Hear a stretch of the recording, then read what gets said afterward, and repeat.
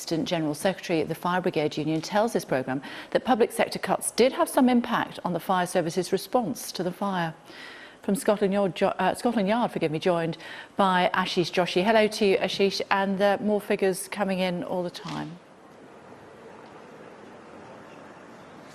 Yes, we've been getting some details of this very long inquiry that the Metropolitan Police have now embarked upon. We've been told today that this investigation will take at least until the end of the year, the search and recovery part of this operation, just because of the nature of the fire, the intensity of the blaze. That's the sort of task facing the officers, 250 police officers who are working on this investigation. They said their number one priority is to try and recover as many of those people who died in the fire as possible and identify them to bring some sort of solace or some sort of reconciliation for those families who are still waiting for news.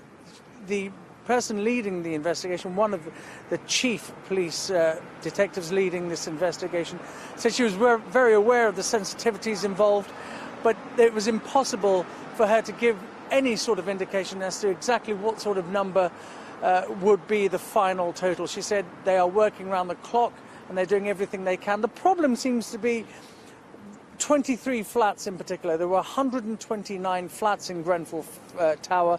106 they've been able to make contact with at least one person inside each of these flats. For 23 flats, there has been no contact whatsoever. And they were working in the beginning with a very inaccurate list of all the tenants inside. So this is just an idea, an indication of the challenge facing the Metropolitan Police. This is what she had to say afterwards. So there's 129 flats within Grenfell Tower.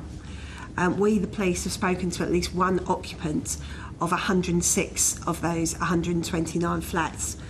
These people have been able to tell us who was in their flats that night and also who were visiting those their flats that night. And we've also been able to understand from those occupants who their neighbours were and other information about that, about Grenfell Tower. Now, from there, we know that within those 106 flats, the 18 people are either dead or now missing, presumed dead. So that's the numbers that we've got from them. But unfortunately, there's 23 flats that we still cannot account for the residents. So that's where our numbers come from. From the intelligence that we've had regarding the occupancy of those 23 flats, coupled with a large number of 999 calls of those flats, have given us that number that we believe to be around 80 people. Many people have been asking about the criminal investigation, and we were told today that 60 firms had supplied documents and files relating to the refurbishment of Grenfell Tower. That number is expected to grow when you take into account subcontractors as well. OK. Ashish Vinay, thank you. All comes as Jeremy Corbyn says the tragedy at Grenfell Tower must be a wake-up call to the government that public sector cuts risk public safety. What the tragedy of Grenfell Tower has exposed is the disastrous effects of austerity.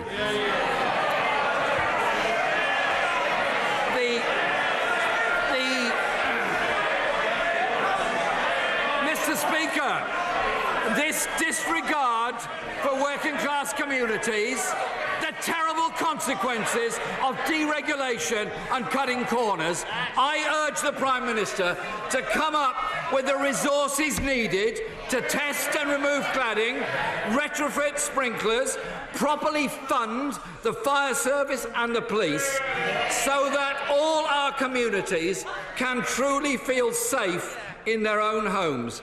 Mr. Speaker, this disaster must be a wake-up call. Prime Minister said the Grenfell Tower fire is the result of mistakes from all governments and many local councils over decades. All of these issues raise wider questions. They raise wider questions about the inspections that have taken place. They raise wider questions about residents' complaints, residents' voices not being heard. That's an issue that has been raised at Grenfell Tower. It's also an issue that has been raised in Camden. This is a much wider question. A terrible tragedy took place. People lost their lives who should never have lost their lives. We need to look at what has happened over decades in this country that has led to this position, and that's exactly what we